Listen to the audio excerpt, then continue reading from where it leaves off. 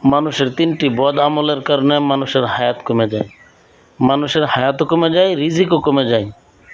বলতে পারেন যে হুজুর, মানুষের হায়াত তো নির্ধারিত।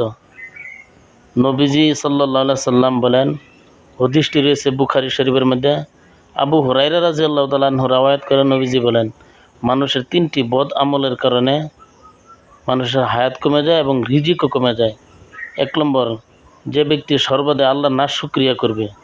আল্লাহ আমাকে কি দিয়েছে, সর্বদা আল্লাহ না শুকরিয়া করবে। আপনি সুখে আছেন, দুঃখে আছেন, সর্বদা আল্লাহর শুকরিয়া আদায় করেন। যে ব্যক্তি আল্লাহর না শুকরিয়া করবে ওই ব্যক্তির হায়াত কমে যায়, রিজিকও কমে যায়। ২য় নম্বর, যে ব্যক্তি প্রয়োজনের থেকে অধিক খানা খায় এবং খানা অপচয় করে, খানা লুস্কান করে, ওই ব্যক্তির হায়াতও কমে যায়, রিজিক কমে যায়। ৩ নম্বর, যে ব্যক্তি আত্মীয়তার সাথে সম্পর্ক ছিন্ন করে।